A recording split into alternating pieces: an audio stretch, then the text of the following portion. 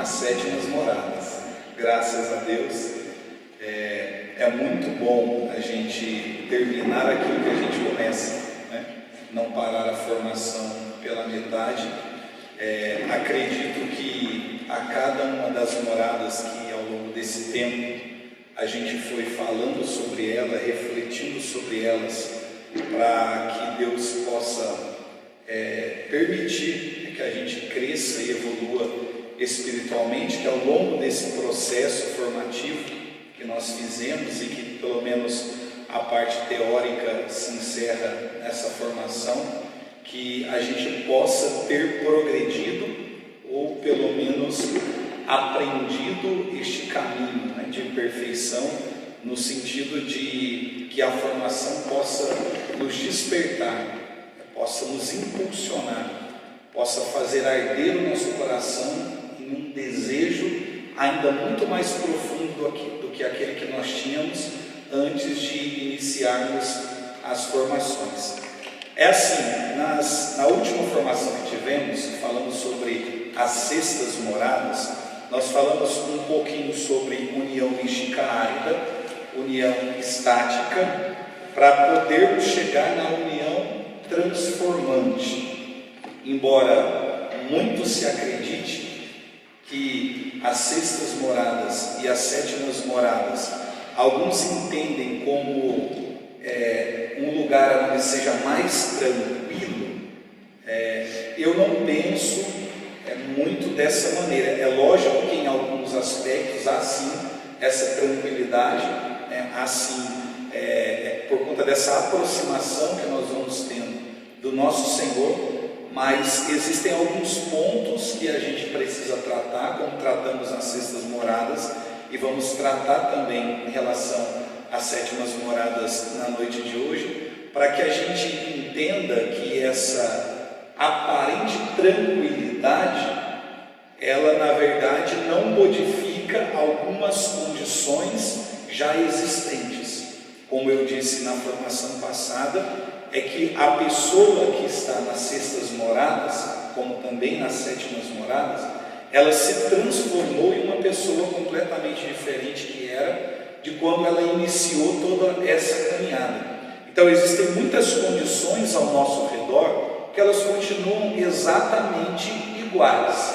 Agora, a maneira com que nós lidamos com toda essa situação, ela é completamente diferente. Na verdade, as reações que nós temos mediante os acontecimentos é que é completamente diferente, justamente por conta dessa maturidade, dessa sabedoria que nós vamos adquirindo e dessa tranquilidade, essa paz no nosso interior que invade, que inunda a nossa alma e que nos permite ter reações completamente diferentes e ter também sentimentos completamente diferentes daquele que tínhamos outrora. Sabe quando a gente vai à praia, pelo menos para quem vai à praia, existem algumas dificuldades no trajeto, independente da distância, seja uma distância muito curta ou uma distância muito longa, mas principalmente para quem faz um percurso muito longo para poder chegar no mar, para poder chegar na praia. Quando a gente chega diante do mar, a gente contempla a beleza, a imensidão daquilo que nós estamos vendo. Como eu disse em outra formação, não tem como nós dizermos que não é obra de Deus, criação de Deus, porque existem coisas naturais que revelam Deus, não é assim? Só que por mais que a gente contemple o mar, o oceano a uma certa distância, e veja a beleza das águas, da areia, a paisagem, a água que muitas vezes a gente não sabe se é azul, se é verde, se é cinza, é uma mistura de cores que deixa o ambiente ainda mais bonito. Nós sabemos que toda essa beleza que nós contemplamos, ainda que a uma certa distância, ela esconde muitos perigos. O oceano é assim. Por isso que muitas pessoas dizem assim: o mar é traiçoeiro, não é assim? Olha, o mar é traiçoeiro, toma cuidado com o mar, porque o mar é traiçoeiro. E a gente pensa, como uma coisa tão bela, tão bonita, pode esconder um perigo, né? Que a gente sabe que existe, porque também existe a violência do mar por conta das suas águas que são agitadas, e aquilo que aparentemente é belo esconde também alguns perigos. Muitas vezes a nossa espiritualidade, a nossa vida com Deus, a nossa busca em relação a quem olha para nós, muitas vezes nos enxerga nessa caminhada como uma coisa que só transmite beleza, como quem olha para o mar. Mas só nós, ou quem convive muito próximo, sabe o quanto muitas vezes traiçoeiros nós somos. Só quem se aproxima, e só descobre isso quem se aproxima do mar. Só sofre isso na pele quem já esteve em uma circunstância aonde teve que experimentar ou sofreu a violência das águas de um oceano muito agitado. Por que eu quis começar a formação dessa forma? Porque a palavra de Deus, ela fala sobre os discípulos em cima de uma barca. E mesmo que não seja um mar, mas um lago, aonde a sua estrutura estava sendo agitada, tanto a embarcação quanto os discípulos e também o Cristo que estava ali sofriam a agitação do vento. É o texto na Bíblia que fala sobre a tempestade acalmada. Só que quando nós olhamos, por exemplo, para o oceano, a gente percebe que bem ali onde está a maré, bem próximo, junto à areia, ali onde a onda quebra, ela chega já toda fragmentada, chega de maneira mais suave. Mas se você avança um pouco o mar adentro, o mar ele é inquieto, ele é impetuoso, porque ao mesmo tempo que as águas elas te empurram para trás, as águas que já passaram, elas vêm por debaixo e te arrastam, né, para dentro do mar. Então, é uma agitação, ao mesmo tempo que você é impulsionado, alguma coisa por baixo te arrasta. Então, por isso é muito difícil lutar contra o mar, e as pessoas dizem que o mar é traiçoeiro. Mas para quem já fez essa experiência de enfrentar a violência das ondas, seja a nado para os mais corajosos, ou de uma embarcação, em um passeio, coisa do tipo, a gente percebe que quando você avança contra as ondas, contra a violência que vem em direção a quem está se dirigindo ao mar, quando você vai ultrapassando toda aquela violência, você encontra um ponto aonde as águas estão calmas, está tranquilo. Ou seja, a embarcação foi agitada, ela foi sacudida, dava o sentimento de que a gente não ia conseguir transpor tudo aquilo, e dá o sentimento de que quanto mais a gente avançar por conta da agitação, pior vai ser o tormento. Mas quando a gente enfrenta as ondas que vêm com violência, lá na frente você encontra um ambiente de tranquilidade, um ambiente de calmaria. Como que a gente encontra esse ambiente de águas tranquilas? Quando a gente tem coragem, a ousadia de enfrentar a violência de tudo aquilo que vem contra nós. As sétimas moradas são para as almas que tiveram a coragem e a ousadia de enfrentar as ondas, a violência do vento, a tempestade, a agitação, para poder encontrar um ambiente de paz, de tranquilidade, de calmaria. Continua sendo o oceano, continua escondendo ainda algumas situações, mas você navega de maneira tranquila. Os discípulos dentro da barca, quando aconteceu a tempestade, eles estavam todos inquietos, as águas invadiam a embarcação, e no meio de todo aquele tumulto, toda aquela agitação, inquietação, das águas inundando, invadindo a embarcação, alguém se lembrou de algo que não poderia ter esquecido. levantado? Jesus. Porque essa mesma situação que esses homens estão, Jesus também está por estar no mesmo barco. Está no mesmo barco. A questão é que a maneira com que Jesus reage a toda a tempestade é diferente da maneira com que os discípulos reagiram à tempestade. O que na verdade Cristo quer nos ensinar? Ele não só quer nos ensinar a fazer o que ele fez, olhar para o mar e para o vento e dizer: silêncio, cala-te. Essa é a parte mais fácil. A parte do ensinamento que é mais profundo é aprender a ter a reação que ele teve quando chega a tempestade, quando chega a violência do vento, quando as águas estão agitadas. Eles estão no mesmo barco, mas Jesus no interior e os discípulos em cima, vendo toda aquela agitação, jogando água para fora. De repente alguém vai no interior do barco, aonde Jesus está. A Bíblia diz: deitado com a cabeça em um travesseiro. Gente, como alguém pode, no meio de agitação, de inquietação, aonde o naufrágio está prestes a acontecer, é chuva, alguém está numa circunstância daquela, deitado com a cabeça no travesseiro? A Bíblia diz que ele estava dormindo. Aí alguém vai até Jesus para dizer: mestre, não te importa se pereçamos? Como quem diz: o senhor não está vendo o que está acontecendo?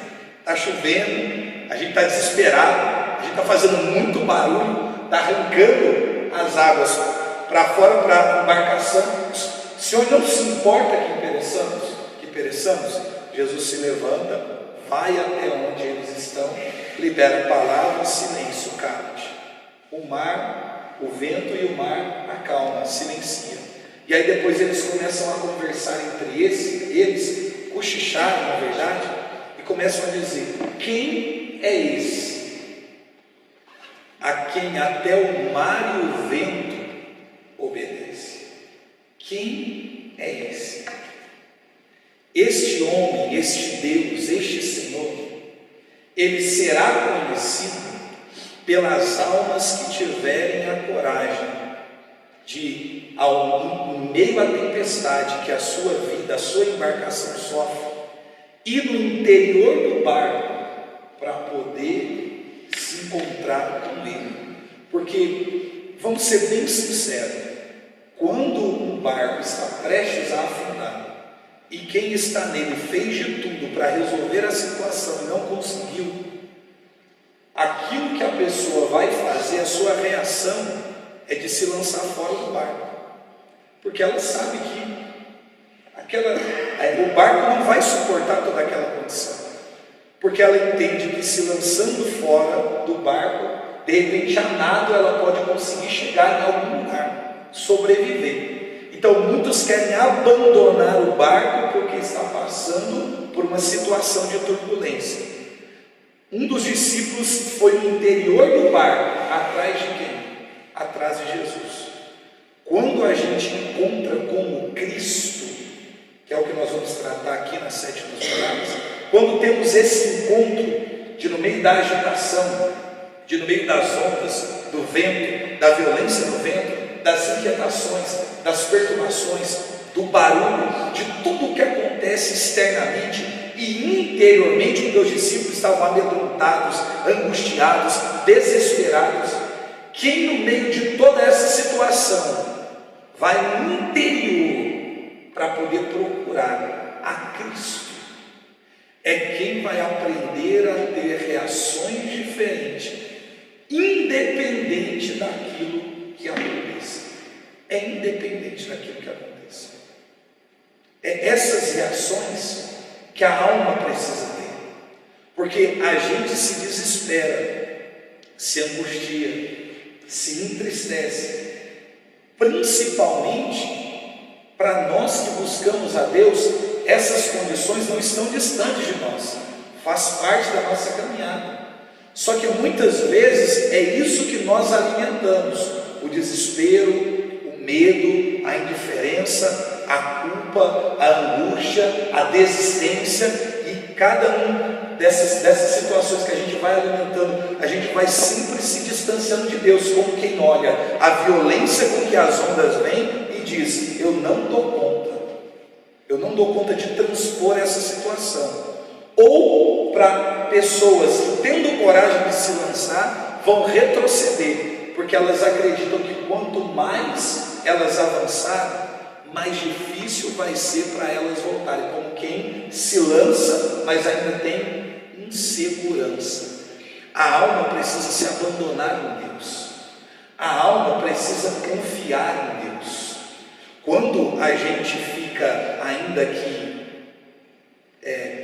não tem coragem de avançar o quanto deveria, é porque no fundo a gente ainda está procurando um porto seguro, como quem diz: se eu sofrer um naufrágio aqui, os meus olhos ainda conseguem ver um lugar de segurança, eu ainda consigo me refugiar na beira da praia, eu ainda consigo pedir socorro ou ser socorrido por alguém. É você confiar ainda em você, é você, mesmo tendo se lançado, ainda confiar nas pessoas, é você mesmo tendo se lançado, ainda confiar na onde os seus olhos conseguem alcançar. A alma, ela precisa aprender a se lançar, a confiar em Deus. É por isso que existe essa turbulência, é por isso que as águas são agitadas, porque na verdade o que Deus quer com você? O que Deus quer comigo? Ele quer que nós confiemos inteiramente nele, a ponto de nós nos abandonarmos, nos entregarmos, sem reserva, sem olhar para trás, sem ficar procurando com os nossos olhos um porto seguro, um lugar que possa nos amparar se aquilo que tentamos der errado. O que o Senhor quer? Que a gente o procure, independente daquilo que aconteça, como aconteceu com os discípulos. Eu entendo, e é um pensamento meu esse, que nas sétimas moradas é quando Jesus aparece para dizer: silêncio, cala-te, o vento e o mar obedecem.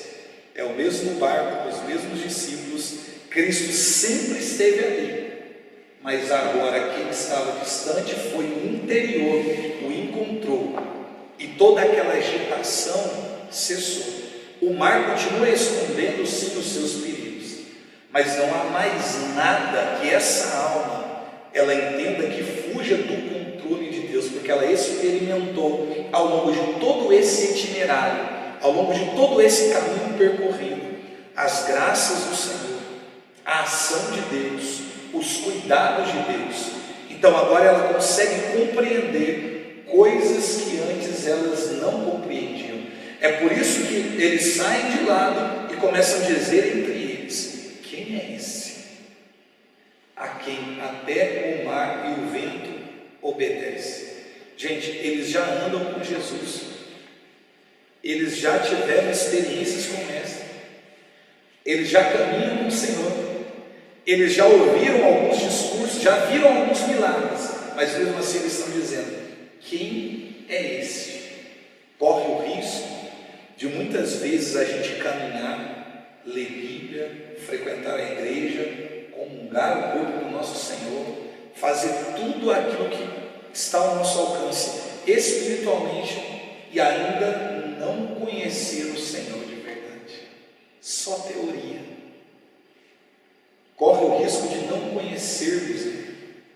Quando percebemos que o nosso conhecimento em relação a Deus, a nossa intimidade com Deus está defasada, é justamente na hora da agitação das águas da nossa vida, porque se manifesta a nossa insegurança, e nessa insegurança a gente percebe o quanto nós estamos distante do Senhor, porque ainda não temos aquela confiança plena, porque ainda não nos abandonamos como deveríamos nas mãos do Senhor.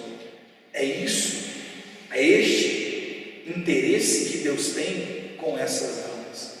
Nas sextas moradas nós falamos sobre condições místicas, condições extraordinárias que Teresa viveu e outros santos e santas da igreja tiveram a graça de viver, de arroubos espirituais, de arrebatamentos, de êxtases, de levitação, de coisas que Deus reservou para algumas almas, para algumas pessoas.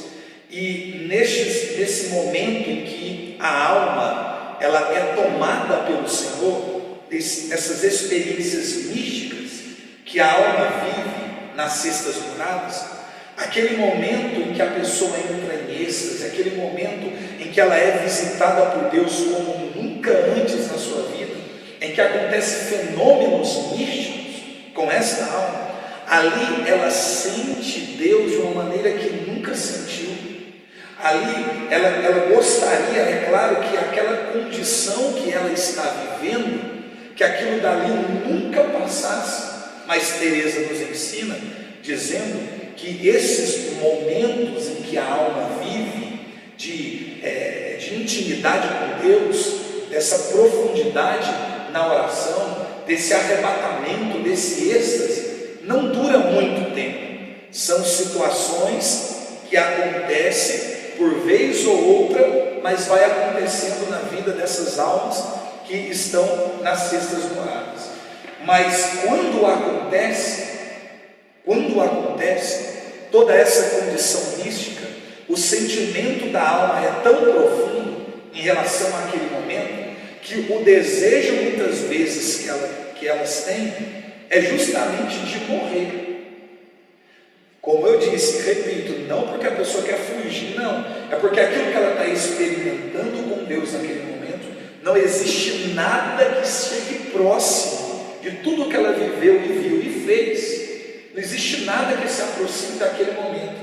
Então, como ela quer aquele momento, o tempo todo, a eternidade junto com o seu Senhor, muitas almas,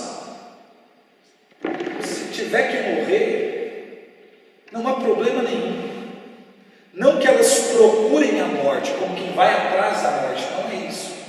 Mas é como quem tem esse desejo de estar com Deus e entende que para que isso aconteça é só morrendo. Então é justamente essa condição em relação à morte nessas almas que é muito acentuada. Agora, quando se entra nas sétimas moradas, esse pensamento ou sentimento, ele desaparece.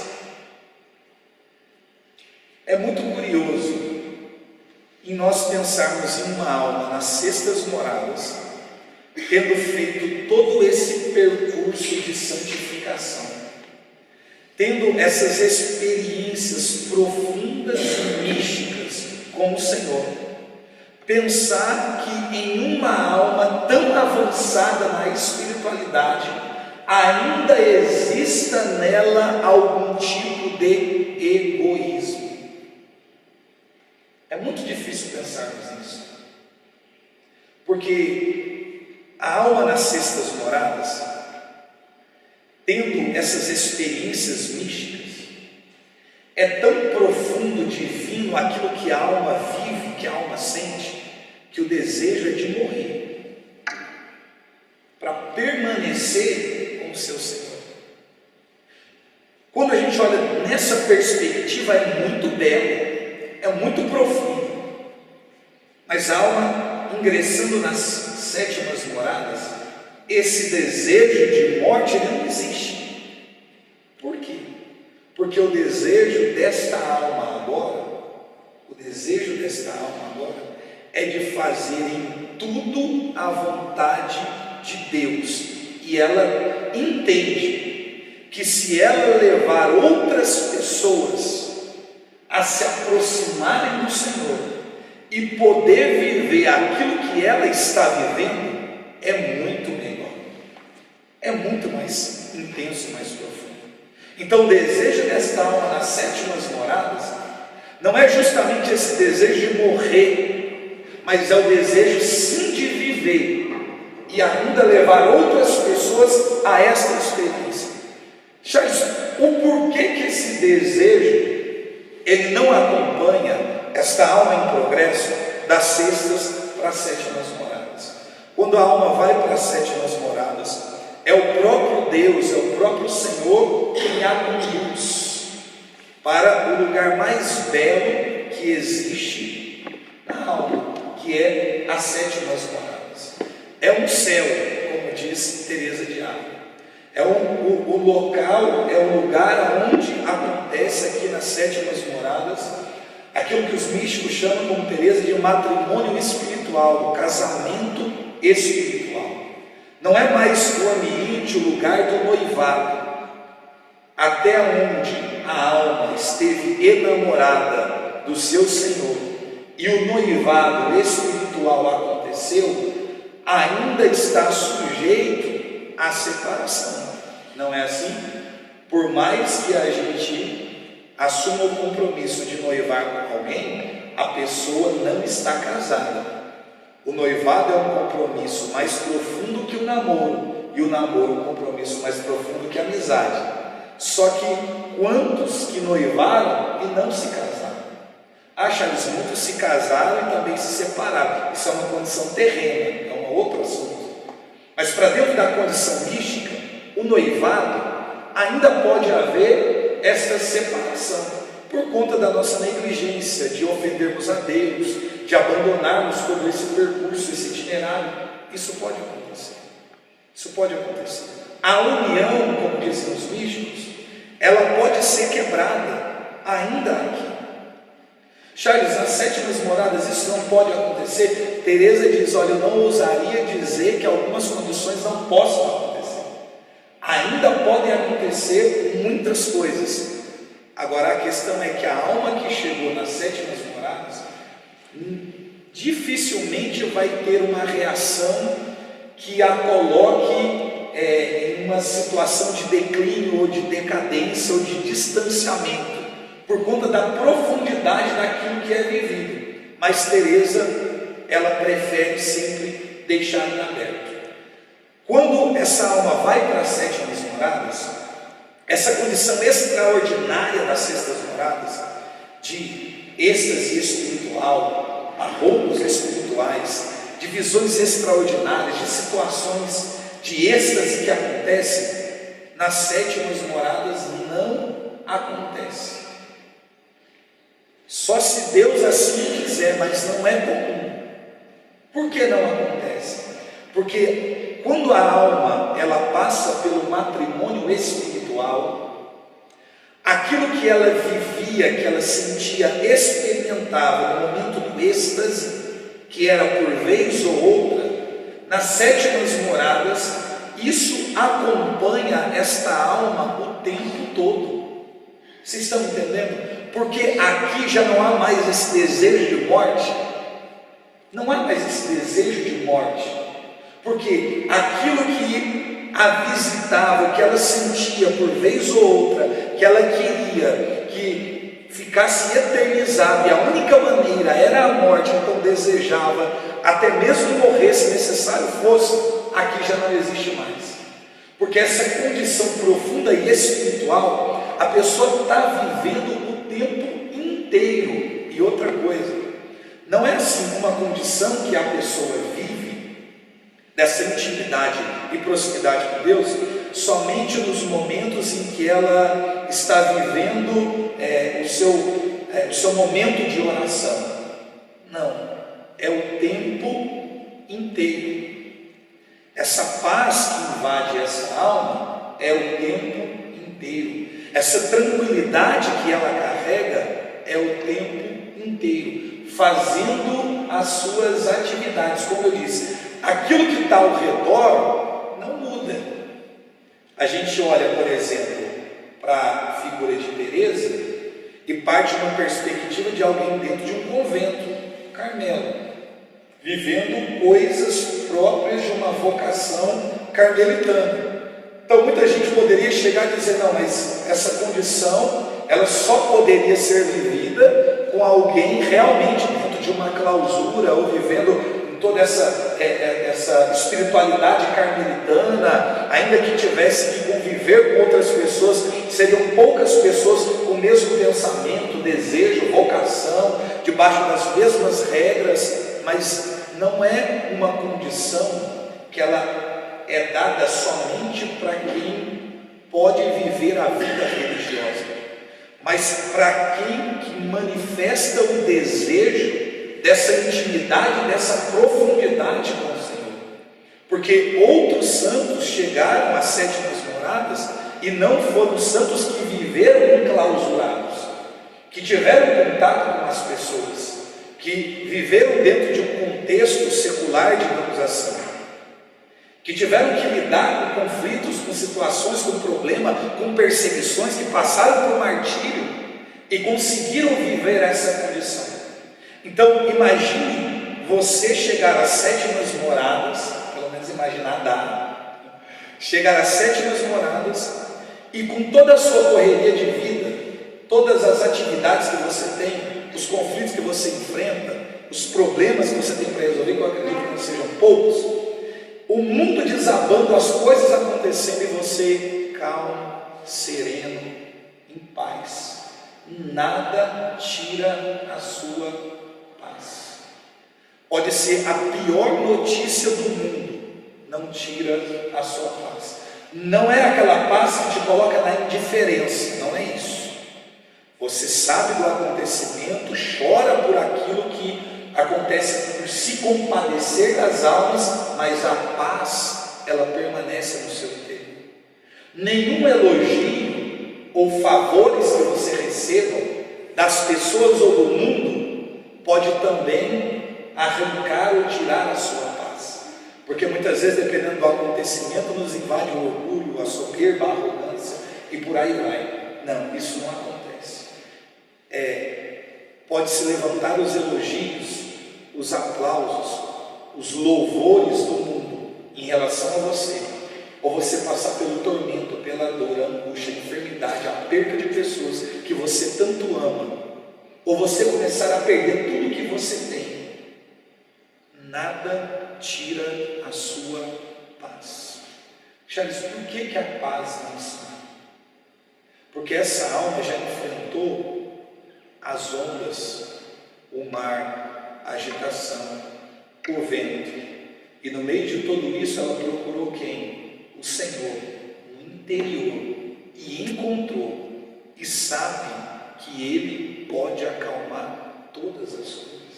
Não é só o mar e o vento que Jesus silenciou, não foi para o mar, não era só para o mar que Jesus queria trazer a paz, mas era para o coração dos discípulos. Para que os discípulos tivessem tranquilidade, paz, a calmaria reinasse, a circunstância naquele momento teve que modificar, mas esse não é o caminho correto. Qual é o caminho correto? O caminho correto é, no meio da tribulação, da dor, da agitação, a calma permanecer no coração dos discípulos, mesmo que o barco venha afundar, mesmo que eles não consigam chegar a um lugar seguro a nada, porque a alma aqui, ela não tem medo da morte, ela não tem medo da morte. Vivendo, ela vai fazer o bem às pessoas, para que as pessoas se aproximem também de Deus, mas ela não caminha mais com medo da morte, e também não precisa desejar a morte, porque aquilo que essa alma vive é algo muito profundo, muito misterioso. O matrimônio espiritual é assim: a alma permanece sempre com Deus no centro de si mesmo. A alma permanece com Deus sempre no centro de si mesmo. É a alma que está junto de Deus. É aonde, no matrimônio espiritual, que esta alma, ela está em contato com a Trindade. É aonde ela pode experimentar aquilo que tanto Santo Agostinho tentou nos explicar sobre a Trindade, em que esta alma, agora avançada e adentrando as sétimas moradas, ela está diante do Pai, do Filho, do Espírito Santo, em relacionamento com eles. É como se Deus a atraísse para junto de si, do Pai, do Filho e do Espírito Santo. A alma, em hipótese alguma, ela se torna Deus. Não, ela ainda tem sim as suas fragilidades, seu livre-arbítrio, toda essa condição. Mas o ambiente onde ela está é o lugar onde ela desejou desde que ela iniciou todo esse percurso. E o que ela sente é diferente. O que ela vê é diferente. Não se abala com absolutamente nada. Não se abala com absolutamente nada, independente do que aconteça. É aqui nas sétimas moradas que há aquilo que nós chamamos de configuração com Cristo. Configuração com Cristo. Existe um homem na Bíblia chamado Barnabé. Na verdade, esse nome Barnabé foram os discípulos que deram a ele esse nome, uma espécie de apelido, Barnabé. Barnabé significa filho da consolação. O Consolador, por que deram a ele o nome de Barnabé? Porque os discípulos entendiam, nós também entendemos, que o Espírito Santo ele é o Consolador. Aí o que acontece? Quando eles olharam para este moço, eles perceberam que ele tinha algumas características que os discípulos, sendo homens que caminharam com Jesus, que viram coisas extraordinárias, eles perceberam características nesse moço que ninguém tinha. Ele era um homem conciliador. Ele era o homem que estabelecia no lugar onde estava a paz. Tanto que quando Saulo se converte no caminho para Damasco, e depois ele tem a iniciativa de falar, de testemunhar, de pregar o Evangelho, e logo ali no início ele sofre uma represália porque os discípulos ainda veem Saulo como uma figura ameaçadora. Se a gente for contar o tempo que esse moço ele fica praticamente afastado, são muitos anos, 12, 13, 14 anos, é muito tempo que Paulo vai ficando afastado. E para quem tem uma experiência com Deus, logo a gente quer testemunhar, não é assim? A gente quer falar para as pessoas sobre aquilo que vivemos, aquilo que vimos, aquilo que sentimos, entendendo que esta partilha pode fazer com que almas também se convertam. O desejo estava em Saulo, só que Saulo não pôde fazer. Então Saulo fica afastado. E nesse tempo que Saulo está afastado, a igreja continua crescendo. Os discípulos continuam pregando, os martírios vão acontecendo, a igreja primitiva, ela vai crescendo, ela vai evoluindo, as coisas não pararam. Aí chega lá na frente, este moço se lembra de um homem que teve uma experiência com Deus muito profunda, que recebeu o Espírito Santo na rua chamada direita, na casa de Judas. Se lembra que um homem de Deus chamado Ananias foi até ele e orou por ele para que as escamas caíssem dos olhos dele. Então este moço está se lembrando de alguém. Olha como esse rapaz é. Ele se lembra de um homem que teve uma experiência muito profunda com Deus. O que ele faz? Vai atrás de quem as pessoas já nem se lembravam mais. Ele vai atrás de Saulo. Bom, se Saulo ou Paulo se tornou o grande homem de Deus que nós conhecemos, e eu gosto de dizer, muitos dos dizeres, eu não estou dizendo nem nas citações, porque em alguns momentos no livro há citações acerca do apóstolo Paulo, mas eu não falo só das citações, eu falo da vida, do crescimento espiritual e dos dizeres, que não são somente as citações de Teresa, que é muito parecido com o apóstolo Paulo, muito parecido, já é muito parecido com o apóstolo Paulo. As escamas dos olhos de Paulo caíram. Teresa é aquela mulher que tem experiências místicas e profundas com o Senhor, que em muitos momentos ela chega a dizer que ela não consegue explicar, de tão profundo que é aquilo. E muitas vezes a gente percebe Teresa fazendo uma coisa. Ela fala assim: conheço alguém, e a gente nunca sabe, pela maneira com que ela diz, se ela fala sobre uma outra pessoa ou sobre si mesmo. Conheço alguém que, estando em um estado muito avançado, e aí ela fala sobre a experiência mística, e a gente não sabe se realmente é uma outra pessoa, ou se realmente aconteceu com ela, e para não parecer pretensiosa, ela não quis dizer que seria com ela. A gente não consegue compreender. A mesma coisa fez Paulo dizendo: conheço um homem, não sei se no corpo ou fora do corpo, eu sei que ele subia ao terceiro céu. Ele diz: eu conheço um homem. A gente sabe, estudando a Bíblia, que era ele mesmo, mas ele preferiu dizer: conheço um homem que subiu ao terceiro céu, ou seja, alguém que viveu o que ninguém viveu. E lá este homem pôde viver coisas que não dá para contar, como quem diz: eu não conseguiria explicar aquilo que eu vivenciei,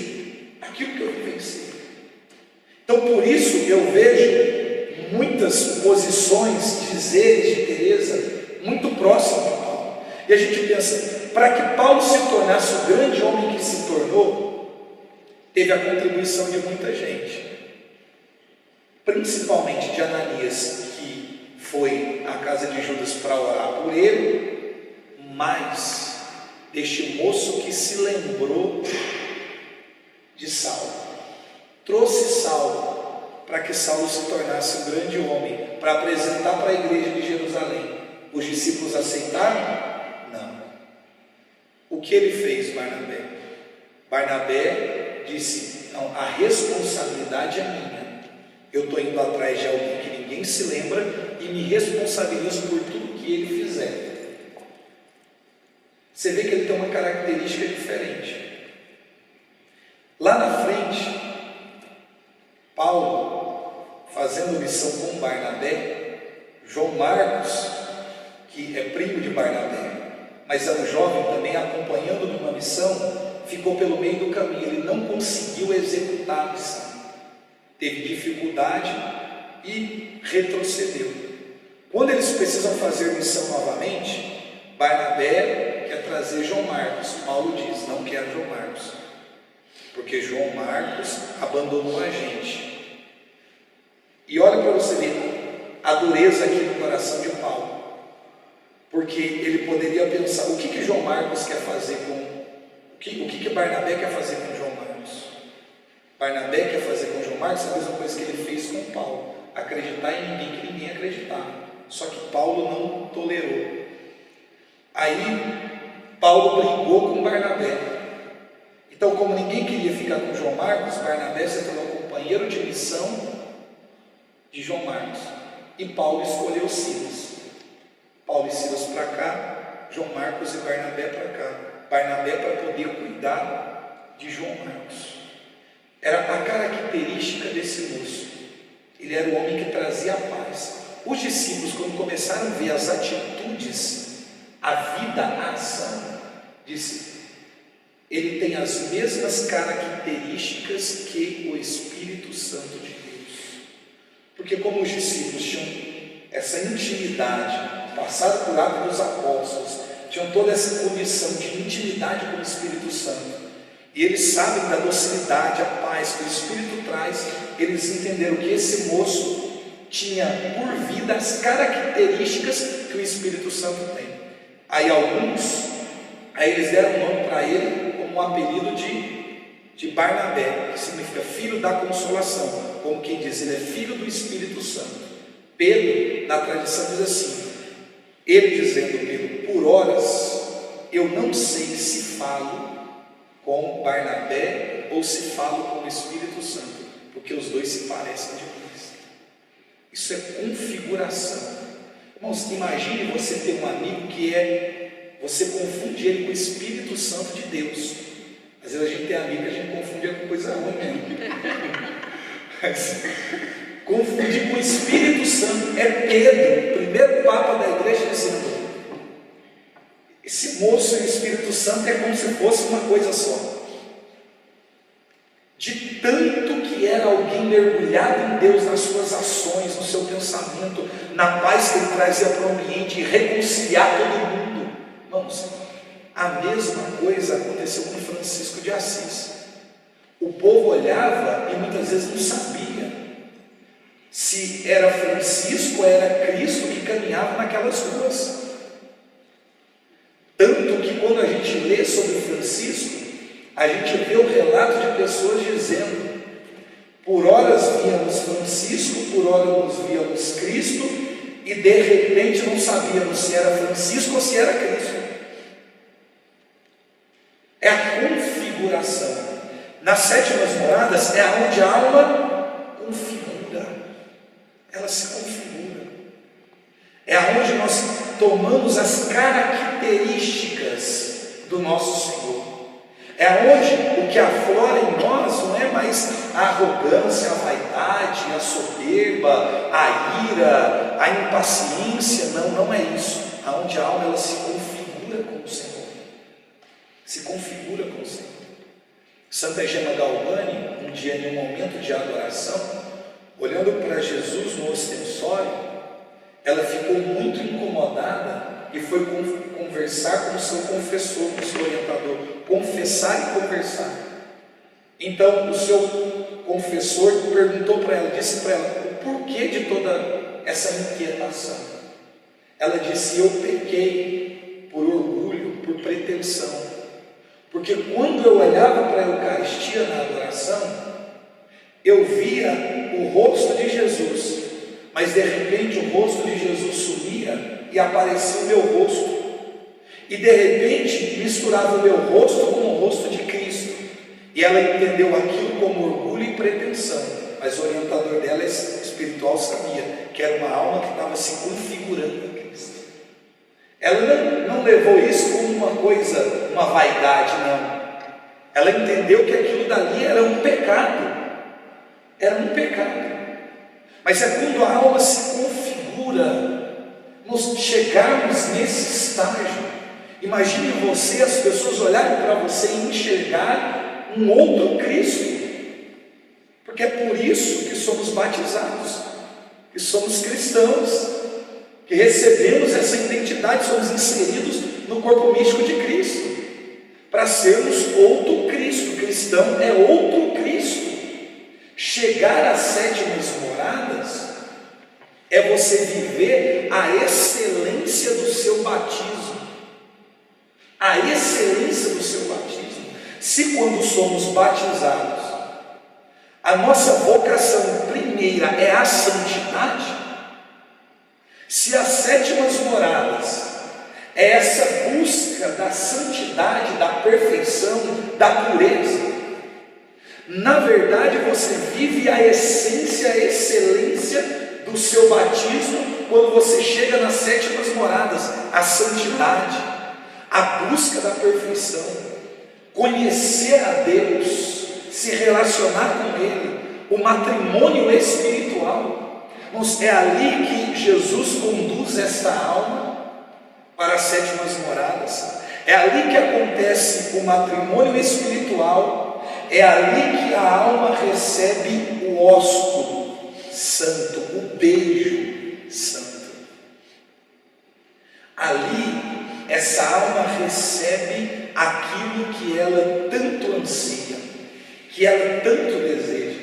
Ali a alma está configurada, porque ali você se aproxima da Trindade, Pai, o Filho, o Espírito. Existem condições que são reveladas. Aquilo que a alma ela sentia por vez ou outra nos êxtases, nas sextas moradas, isso é algo duradouro. Essa paz ela não cessa, ela não passa. É como se a alma ficasse inabalável. Claro que muitas condições podem acontecer, mas diante de uma alma que experimenta tamanha graça, quem dera nós chegássemos a um estado de perfeição como esse. Ali é o lugar que cessa todas essas condições. Aqui Vocês lembram das quintas moradas que nós falamos sobre aquela borboleta rompendo o casulo e alçando voo, que aqui ela é livre, que é a morada da transformação. A morada da transformação, vocês lembram das quintas moradas? Onde a borboleta, ela rompe com aquele casulo e ela é livre, ela alça voo em direção ao seu Senhor. Nas sétimas moradas é o lugar onde essa borboleta morre. Aqui ela morre. Charles, mas ela não é livre? Sim. Ela não alça voo? Alça. Mas aqui ela vai entender o real sentido da vida. Ela vai entender o real sentido da vida. É quando ela, rompendo aquele casulo, experimentando a liberdade, podendo alçar voo, ainda entende que todas essas condições ainda não representam nada diante de quem Deus é. É aqui que nós poderíamos usar a frase do apóstolo Paulo: já não sou mais eu quem vive, é Cristo quem vive em mim. É quando você teve coragem de morrer, porque assim, quando a gente entra no casulo e as moradas da transformação, onde toda aquela condição de sujeira, de pecado, mesmo que fossem ainda coisas leves, que toda essa condição ela precisa ser rompida, precisa ser superada. A borboleta, que agora já não é mais um bicho ou um vermezinho, que agora ela tem uma aparência bela e que ela pode alçar voos, ela entende que toda essa característica boa e bela que ela tem ainda não é nada perto de quem Deus é. Ela entende: eu preciso morrer para mim mesmo. Porque para que a alma chegue nas sétimas moradas, ela precisa viver renúncias muito profundas, um abandono muito profundo. Porque temos coragem de abrir mão e renunciar, e travamos muitas vezes lutas para abrir mão de condições que entendemos que são coisas que desagradam a Deus, porque são coisas ruins ou porque ofendem a Deus. E porque são ruins e ofendem a Deus, eu coloco todas as minhas energias, a minha busca, o meu desejo em romper com essa condição. Mas a alma pode pensar que aquilo que sobra ou aquilo que fica de coisas que não são situações que desagradam a Deus e que nem são condições de pecado, que elas ainda podem permanecer. Quando a alma mergulha em Deus, tudo perde o sentido, as ruins e as boas. É por isso que mesmo a borboleta podendo voar, tendo uma aparência muito bela, experimentando a liberdade, ela entende que ainda não é nada perto de quem Deus é. Então aqui a borboleta morre para poder entender o que realmente é a vida em Deus, que é diferente de em nós mesmos, caminhado à medida que nós queremos e entendemos. É completamente diferente, é muito diferente. É por isso que nem todos os santos chegaram às sétimas moradas, porque às vezes a gente pode pensar que todos os santos foram santos, por serem santos, chegaram às sétimas moradas. Não. Existem santos de quintas moradas, de sextas moradas, sétimas moradas. Nem todos foram de sétimas moradas. Por quê? Porque nem todo mundo viveu esse desprendimento que muitos homens e mulheres conseguiram viver. Nem todos. Claro que cada um, trilhando o seu caminho de santidade, inspirado, claro, pelo próprio Deus, tiveram as graças que o próprio Senhor os concedeu, mas a gente tem que entender que existem almas que elas foram mais longe, elas mergulharam mais fundo do que outras, se tornaram sim santas.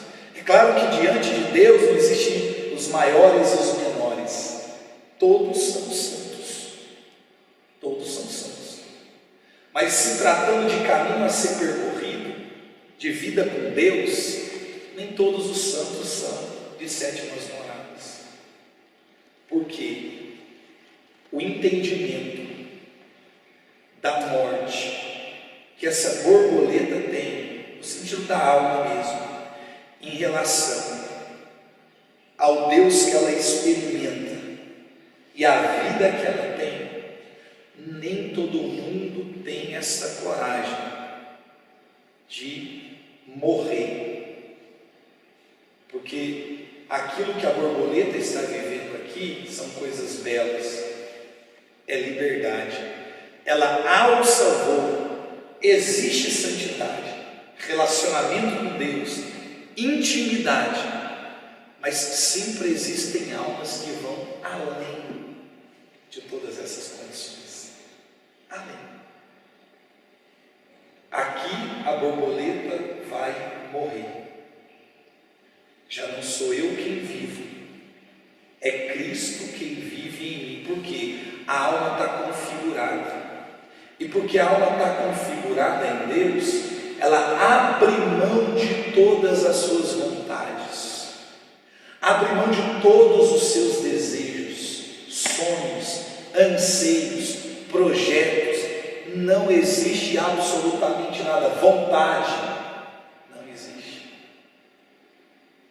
Se tiver uma vontade, vai ser a do padecimento, do sofrimento, mais nada. Porque a alma entende que o sofrimento, o padecimento é algo que vai aproximar ainda mais de Deus.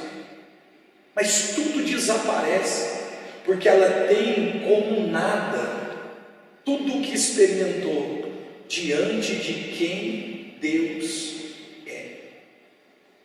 Diante de quem Deus é. Por isso, irmãos e irmãs, não se conhece a Deus somente pelos escritos. Não se relaciona com Deus apenas pela formação. Se tudo que estamos vivendo aqui não nos levar a essa intimidade com Ele, a uma vida profunda de oração, é teoria. E Deus está nos chamando.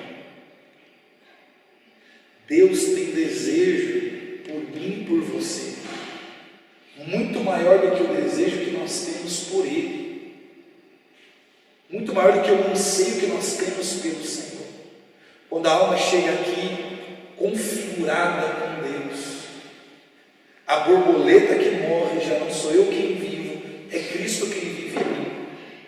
Acontece alguns efeitos na alma.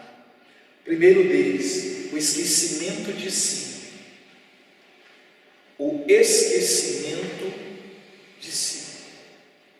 Você já percebeu o quanto nós nos preocupamos demasiadamente conosco? Em coisas grandes e em coisas pequenas, e em coisas necessárias. Tudo. Nós somos preocupados com a nossa imagem, com a nossa saúde, com o que as pessoas pensam de nós, a nossa reputação. Nós nos preocupamos. Existe uma preocupação. E eu não falo que toda preocupação que temos conosco seja pecado, não é isso. Existem coisas que são necessárias. Existem preocupações que são demasiadas. Só que aqui a alma vive esse esquecimento de si. O esquecimento de si. Já não importa mais o que pensam dela, o que falam sobre ela. Já não importa as perseguições que ela sofre, se elogiam ou a criticam. Já não importa se acham bonito ou feio, elegante ou deselegante, ou importante ou ninguém. já não importa. A pessoa já não tem mais essa preocupação. Então ela não precisa fazer nada para mudar a cabeça de ninguém, a opinião de ninguém. Nada. Absolutamente nada. Aqui, se a gente fosse contextualizar, aqui ela jamais precisaria colocar uma foto no Facebook sorrindo, dizendo que está feliz. Ela jamais necessitaria colocar uma foto de família em uma rede social para mostrar para as pessoas o passeio que ela fez. Isso não é errado, não é pecado, não há problema. Mas aqui a alma se esquece mesmo. Ela não se esquece, não é porque aquelas coisas estavam atrapalhando, ou é pecado, ou é inconveniente, não. Mas é porque a experiência foi tão profunda que, como lembra? Ela se esquece de si. Um dos efeitos é esse: o esquecimento que a alma ela tem de si, porque ela está configurada a Cristo. E porque está configurada a Cristo, tudo aquilo que ela pensa, que ela quer, que ela sente, é relacionado com a vontade de Deus. Porque se ela está dizendo, não sou eu quem vivo, é Cristo quem vive em mim, é aqui que a alma deixa de fazer em tudo a sua vontade. Ela passa a fazer em tudo a vontade de Deus. Então não é mais o que eu quero, o que eu penso, o que eu acho, o que eu sei. É o que Deus quer, o que Deus pensa, o que Deus sabe, quem Deus é. É isso que importa. É isso que vai importar. Aqui a alma não consulta mais a si. Aqui é onde a alma deixa de consultar a si para poder consultar a Deus, porque aqui a vontade é quebrada. Então aqui ela não para e vai pensar, será que é isso que eu quero? Será que essa é a minha vontade? Será que realmente isso é importante? Olha, eu vou pensar para tomar uma decisão. Não, aqui não há consulta mais em si, porque a alma está configurada, é Cristo que vive nela. O único desejo que ela tem é de fazer a vontade de Deus em relação a tudo. Então, para tudo, ela se preocupa se está em conformidade com aquilo que Deus quer, se agrada a Deus, se é da vontade do nosso Senhor. Porque a alma está unida, então ela não precisa mais gastar as suas energias em relação àquilo que ela tem como que por objetivo, por anseio, por projeto, por absolutamente nada. E aí a gente pensa, meu Deus, mas chegar em um estágio como esse é muito bonito ouvindo dizer, mas se formos pensar de repente na prática, é um parto, é muito doloroso, porque nós somos e fomos acostumados a todo tempo buscar o nosso bem-estar, conforto, tranquilidade, estabilidade financeira, saúde, bons amigos, reputação. Não é assim? É assim. Por que a gente trabalha tanto? Por que a gente precisa ter dinheiro? Por que a gente compra? Por que a gente faz dívida? Por que a gente se arruma? Não é? Em casa eu pensei, chegando de missão, estava lá no Rio Grande do Norte, fiquei alguns dias, cheguei em casa e pensei, como está gravando as formações, eu não vou aparecer na filmagem com essa cara toda peluda do jeito que eu estou. Logo eu fui fazer o quê? A barba. Aí fiz a barba. Aí eu fiquei puxando pela memória a roupa que eu usei nas outras formações, para usar uma roupa diferente, para não parecer que é o mesmo dia. Aí coloquei essa camiseta azul. Isso é o quê? Preocupação com imagem. Se eu estivesse dando formação nas sétimas moradas, eu vim do jeito lá. Não ia nem lembrar de barba, de roupa, se eu vim com a preta, com a cinza. Vocês estão entendendo? Como é diferente, tem coisa que é prática. E aonde eu pensei isso? No caminho, já próximo ali de Contagem, e eu fiquei pensando, como eu sou miserável. Como a gente se preocupa demais conosco. Não que a gente vai fazer as coisas de qualquer maneira, tem o cuidado, tem o zelo, tem tudo isso. Não é que isso seja pecado, não estou dizendo que é pecado, não é isso, é um cuidado. O nosso corpo é templo do Espírito Santo, mas eu percebo o quanto eu estou distante de situações, aonde Teresa e outros santos estiveram. Eu fico pensando, meu Deus, quando, né? Parece que é tudo muito difícil. Nós fomos acostumados assim. Existem coisas que fazemos que não é errado, que não é pecado, que sim é um cuidado. Cuidar da saúde sim é muito bom. Você, principalmente para quem é casado, né? Para quem trabalha, lidar com gente, você está bem vestido, de maneira decente, é muito bom. Você ter uma boa reputação, tudo isso é muito bom. Só que quando a gente vai mergulhando em Deus, vai chegar um ponto que a gente, assim, se alguém fala uma mentira sobre nós, logo a gente trata de desmentir. Mas a alma na sétima morada não está nem aí se vão pensar que é verdade ou que é mentira. O que importa para ela é o que Deus sabe a respeito dela. Ela não quer saber o que os outros pensam a respeito dela. Só que não é errado a gente dizer que não fez uma coisa que disseram que a gente fez. O que eu estou dizendo é que vai chegar um ponto que nem isso a gente vai querer fazer mais. Vocês estão entendendo? Nem isso. Você vai silenciar em momentos que você não silenciou e não foi errado, você tinha que falar mesmo, mas agora já também não faz diferença mais. Se eu falar, não é errado, não é pecado. Talvez eu corrija uma injustiça feita contra mim, mas vai chegar um ponto que nem isso você vai querer fazer mais. Você foi injustiçado, não tem problema. E o que piora ainda mais, para quem olha de longe, é claro, é que além de você não ligar para a ofensa, você reza e se compadece por quem te ofendeu. É fácil? É muito difícil. Mas não é impossível. É quando a alma se esquece de si. Se esquece.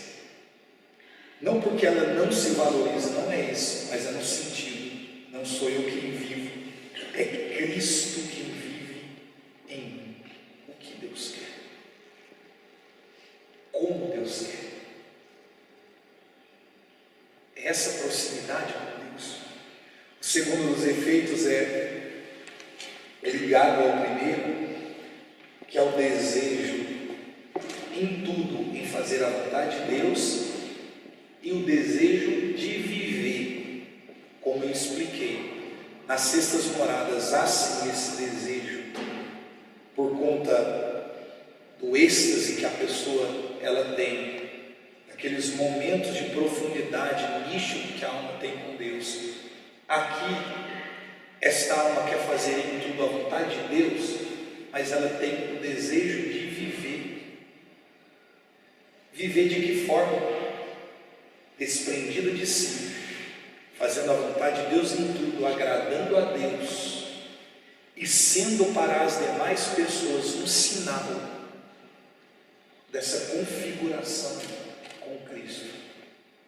Eu acho que eu já disse numa outra formação sobre Santo Inácio, que não nas moradas, mas outra formação que eu tive com vocês falando sobre Santo Inácio, que enquanto tanto Pedro quanto Paulo era o grito da igreja primitiva, dizendo Maranata, ora vem Senhor Jesus, como quem diz, o que nós mais desejamos é que Jesus volte logo, que Ele venha ao nosso encontro.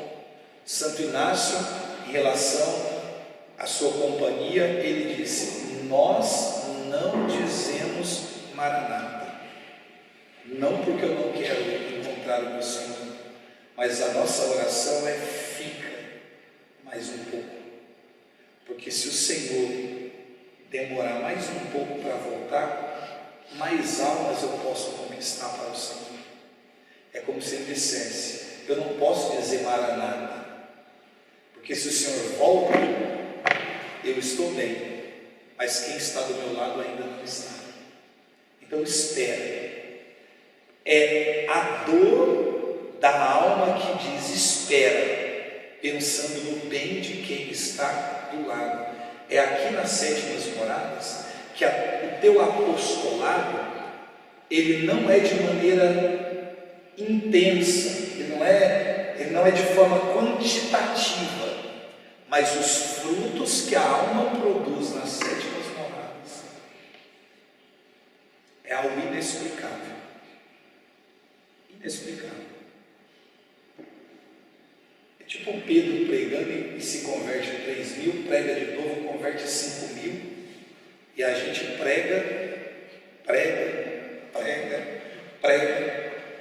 e a gente fica feliz quando uma alma, no meio de um ano inteiro pregando, diz: olha, fui tocado aquele dia pela sua pregação.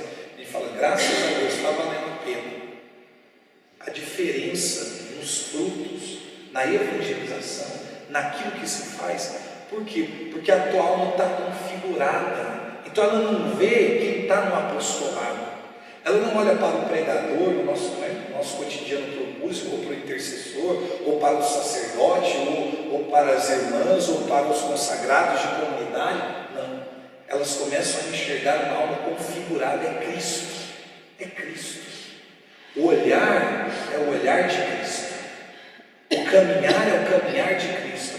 O apostolado é eficaz. Por quê? É como o próprio Cristo caminhando sobre essa terra. Caminhando sobre essa terra. Muitas vezes a gente pensa diante de uma situação: se Jesus estivesse aqui, o que Jesus faria? A alma chega a um entendimento nas sétimas moradas, por estar configurada a Cristo. Então ela age, ela começa a agir exatamente como Cristo agiria diante de todas as situações. O terceiro ponto: a paz e a alegria interior é um dos efeitos. Terceiro, a paz e a alegria interior.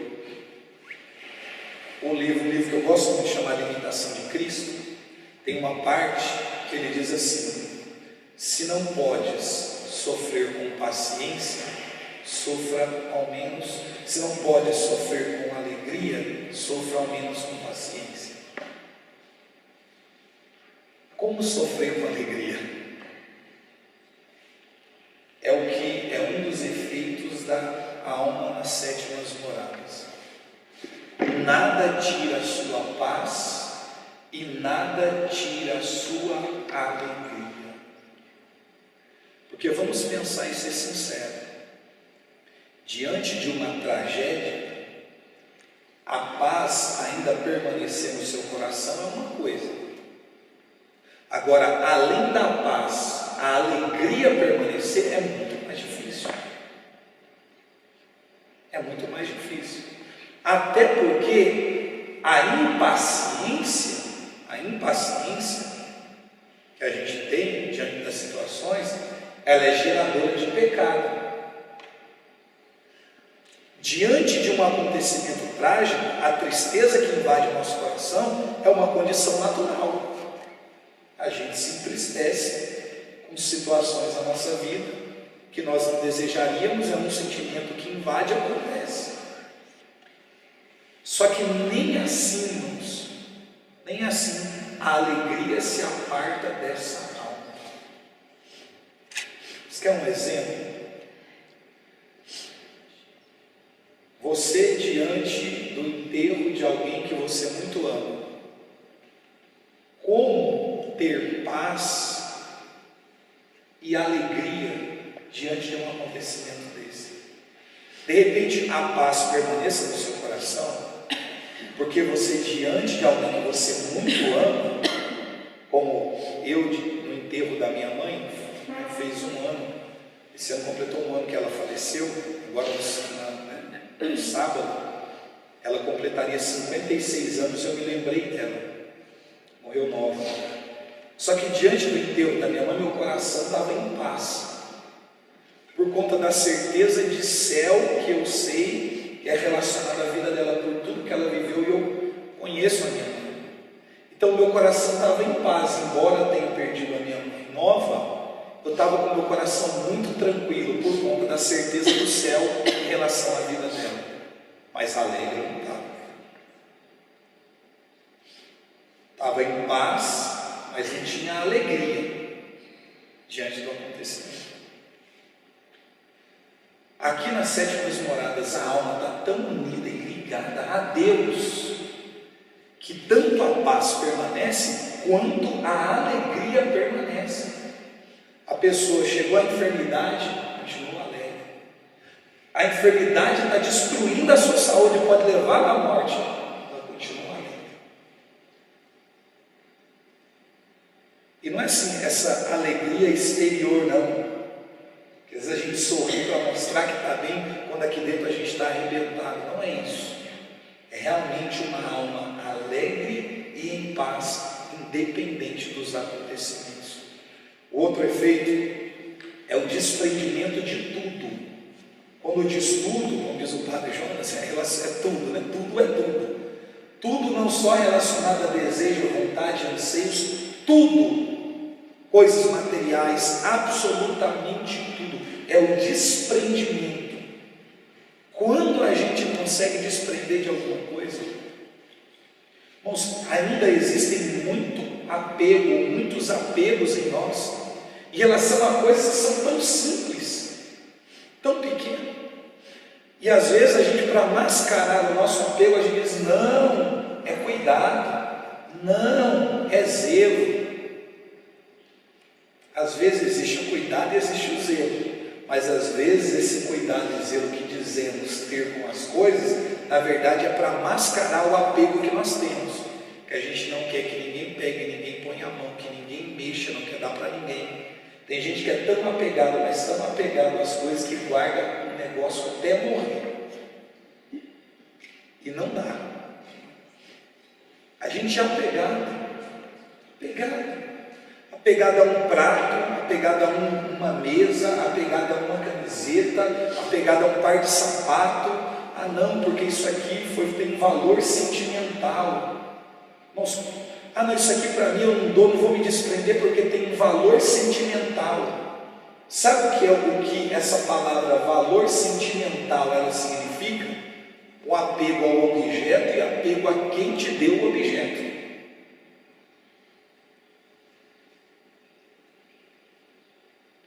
Quem te deu o objeto? A minha irmã me disse, quando nós estávamos pegando algumas coisas que a minha mãe tinha, leva alguma coisa para você lembrar da mãe. Eu falei, não, eu vou levar alguma coisa se eu estiver precisando para usar, mas eu não vou levar nada que é da mãe para poder lembrar da mãe. Claro que a gente quer ter uma recordação, uma fotografia, uma coisa, mas eu não quero nada para poder lembrar da mãe. Eu vou lembrar da mãe nos momentos que eu tive com ela. Claro que uma fotografia é uma coisa muito boa, é um registro, mas eu não quero o objeto para poder lembrar da minha mãe, porque eu não tenho apego às coisas e eu não estava apegado à minha mãe, pelo menos nesse contexto não. Às vezes a gente diz, não, mas é porque isso tem um valor sentimental. A gente tem apego a coisas, apego a pessoas. Aqui a alma se desapega de tudo. Aqui, quinto ponto, a alma não teme os disfarces do demônio, porque ainda nas outras moradas a gente entendia que o demônio ainda poderia, de maneira disfarçada, tentar comprometer todo o itinerário que estávamos fazendo. Aqui já não há mais essa preocupação com a alma, de que o demônio se disfarce para poder tentar alguma coisa. Charles, por quê? A alma está configurada a Deus. Configurada. Então ela não teme absolutamente nada, porque ela sabe que é Cristo quem vive nela. Sexto ponto, esta alma, ela vive como Marta e Maria.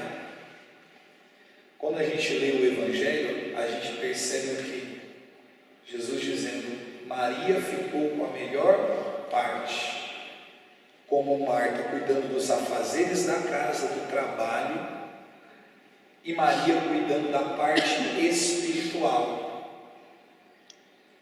Aqui, na alma, já não há mais essa distinção, essa diferença. Se ela tiver que ficar aos pés do Senhor, Se ela tiver que trabalhar o tempo inteiro, ela trabalha. Porque aquilo que ela sente por conta do matrimônio espiritual não muda absolutamente nada. Não muda. A gente percebe que Jesus disse para Marta: Marta, Marta, tu anda muito inquieta. É uma alma no trabalho, mas inquieta, dizendo para o mestre: o senhor não se preocupa que eu fique aqui trabalhando enquanto Maria está aí. E ele vai dizer: porque ela escolheu ficar com a melhor parte. Significa que aqui a alma, estando com a melhor parte ou não, não há nela inquietação nenhuma. Trabalha com amor, trabalha com alegria, busca a Deus, adora Jesus com amor, com alegria, não muda absolutamente nada. É como se a alma conseguisse ser Marta e Maria ao mesmo tempo, com o mesmo zelo, amor e ardor que ela faz as coisas ordinárias, é o mesmo zelo, amor e ardor que ela faz as coisas extraordinárias. E por último, a santidade de vida, que é aonde realmente a gente precisa chegar, ao estado de perfeição, aonde cuidamos em tudo para não ofender a Deus nem nas mínimas coisas, aonde muitos dizem que a alma já não peca mais, o estado de graça, por conta de tudo aquilo que a alma ela viveu e vive com o Senhor. É aqui. A gente pensa, como chegar em uma profundidade como essa, uma intimidade, como chegar às sétimas moradas? Mas diante de tudo que nós ouvimos, formação que tivemos, existe três coisas que eu gostaria de destacar. A primeira delas, que é uma coisa bem de Teresa mesmo, decisão. Coloca isso na mente de vocês. Uma alma que vai em progresso, caminho de perfeição, de santidade, de agradar a Deus, de chegar às sétimas moradas, uma alma decidida. Esse é o primeiro passo que todos nós precisamos ter, uma firme decisão em relação ao caminho que precisamos percorrer. Segundo, humildade. Poderia elencar muita coisa, mas eu queria fazer só essas três: decisão e humildade. Porque a humildade, você nunca se esquece de quem você é, das misérias que você tem, das deficiências que nós carregamos. Nós nunca vamos esquecer qual é o nosso lugar e quem Deus é para nós. A gente não vai subestimar o inimigo, as pessoas, absolutamente nada. Porque essa alma humilde é esta alma que recebe as maiores graças de Deus.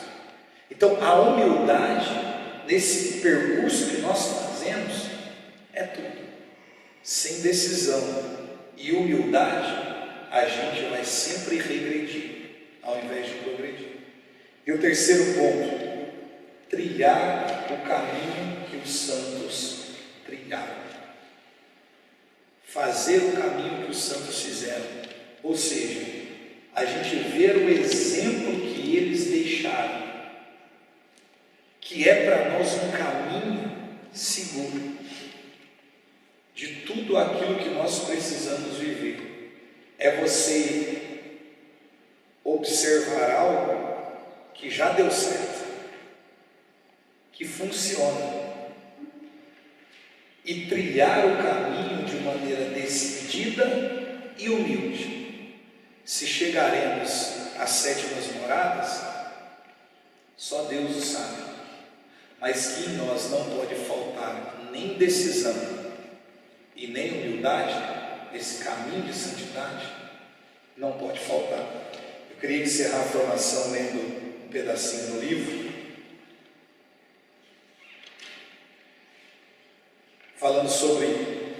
humildade que diz assim: a humildade é o fundamento de todo este edifício. Como tenho insistido, o Senhor não quererá levantá-lo muito alto, se a humildade não for muito verdadeira. Será para vosso próprio bem, a fim de que não venhais a dar com tudo no chão. Por conseguinte, irmãs, para cavar sólidos alicerces, procure cada um ser a menor de todas, a escrava da casa. Buscai meios e modos de causar prazeres e prestar serviço a todos. O que neste campo fizerdes, redundará mais no vosso proveito que no delas. Assentareis pedras tão firmes, que o vosso castelo não virá a cair. Torno a dizer: para isso é necessário que não ponhais vosso fundamento só em rezar vocalmente e em contemplar. Se não buscardes as virtudes e não vos exercitardes nelas, ficareis sempre anãs. E praza a Deus que vosso mal seja só não crescer. Como já sabeis, quem não cresce, mingua. Tenho por impossível que o amor se resigne a ficar estacionado, se verdadeiramente existe. Não sigamos caminho não trilhados, pois nos perdemos no melhor do tempo. E seria estranha novidade pretendermos alcançar graças de Deus por estrada diferente da que Ele e todos os seus santos seguiram. Nem nos passe tal ideia pela cabeça. Enfim, minhas irmãs, concluo com este pensamento: não construamos torres sem alicerces firmes. O Senhor não olha tanto a magnificência das obras, olha mais o amor com que são feitas. Se realizamos o que está a nosso alcance, o que depende de nós, Sua Majestade fará com que o continuemos realizando cada dia mais e melhor. Não nos cansemos logo, no breve tempo desta vida, de que talvez dure menos que pensamos. Ofereçamos interior e exteriormente ao Senhor o sacrifício que estiver em nossas mãos. Sua Majestade o juntará com a oblação que de si mesmo fez ao Pai na cruz, para todos nós. Assim, lhe conferirá o valor merecido por nosso amor, nossa boa vontade, ainda que as obras sejam pequeninas. Praza Sua Majestade, irmãs e filhas minhas, que nos vejamos todas em seu reino, onde para sempre o louvaremos. Dei-me graças de fazer também eu um pouco do que vos ensino. Isso lhe suplico, pelos méritos de seu Filho, que vive e reina para sempre sem fim. Amém. Asseguro-vos de que escrevo com bastante confusão. Assim vos rogo, pelo mesmo Senhor, não vos esqueçais desta pobre miserável em vossas orações. Isso é decisão, humildade e trilhar o caminho que Cristo ensinou para os seus santos. Ela pede a Deus a graça de poder viver aquilo que ensina. Só que quando ela escreve estando nas sétimas moradas. E ela encerra todo o discurso para as suas filhas espirituais, dizendo: eu sou uma miserável, lembrem-se de mim em vossas orações. Que Deus possa manter a nossa firme decisão em trilhar esse caminho de perfeição, que a gente possa desejar dia após dia configurar a nossa alma a Cristo, não ter medo de absolutamente nada, nem das ciladas do demônio, nem das penitências que ainda precisamos fazer, mas que exista única e exclusivamente o desejo de sermos fiéis a Deus, de viver com perfeição, ou melhor, de chegarmos ao matrimônio espiritual e de viver com perfeição tudo aquilo que Deus tem reservado para nós. Amém? Amém. Santa Teresa de Ávila